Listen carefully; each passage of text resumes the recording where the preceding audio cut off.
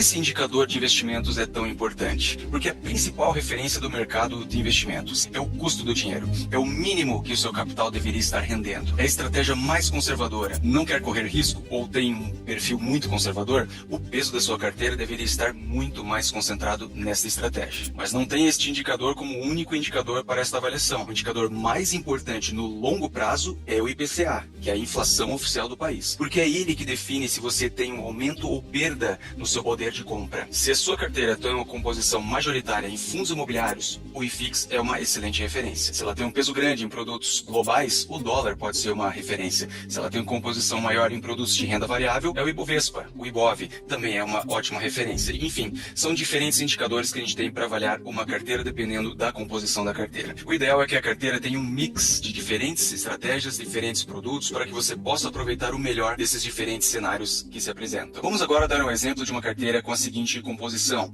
e em cenário de alta taxa de juros, que é o que nós vivemos agora. Renda fixa 40%, sendo 20% pós-fixados, taxa média de 110% do CDI, 15% pré-fixados, taxa média de 15% ao ano e 5% em inflação ou IPCA mais 7% ao ano. Aqui são exemplos totalmente hipotéticos. Renda variável 60%, sendo 20% em ações, 10% em IFIX, em fundos imobiliários e 30% em fundos multimercados. Avaliando o cenário 2024, temos as seguintes rentabilidades. O Ibovespa caiu 10% e 40%, o CDI subiu quase 11%, o pré-fixado 15% de taxa, IPCA 4,83% ao ano e o IHFA, que é o indicador de multimercados, 5,7% no ano foi o rendimento. Simulando uma carteira de R$1 milhão investidos, temos que a taxa média ponderada de rentabilidade desta composição, desta carteira, seria de 4,30% ao ano, considerando todos esses indicadores que nós falamos. Agora veja que, mudando esta composição para um peso maior para a renda fixa, com prioridade nos pós-fixados, já que nós estamos falando que estamos em alta taxa de juros, vamos manter os pré-fixados, reduzir também a inflação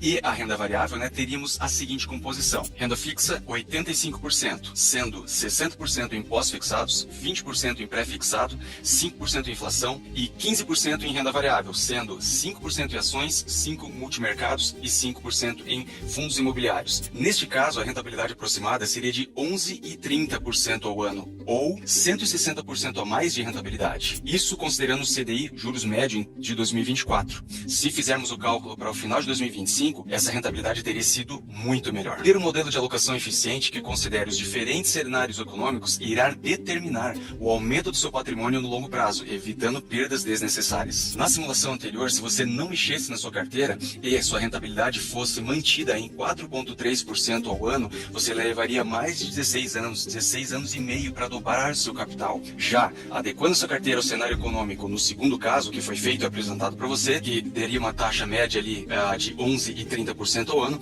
você levaria apenas 6 anos e meio para dobrar o seu capital. Nessa aula você aprendeu a importância de avaliar a sua carteira periodicamente, sempre considerando o cenário econômico atual. Mudanças como alta taxa de juros e inflação neste cenário econômico, ele exigem ajustes estratégicos para que seus investimentos permaneçam adequados e alinhados aos seus objetivos. Falamos também da diferença entre ter apenas investimentos e ter uma estratégia bem definida, respeitando o prazo, o risco de cada meta, seja ela de curto, médio ou longo prazo. Além disso, você conheceu os principais benchmarks, os principais indicadores para avaliação da carteira, como o CDI, o IPCA, o IFIX, o Ibovespa, o dólar, fundamentais para garantir e medir o desempenho real dos seus investimentos.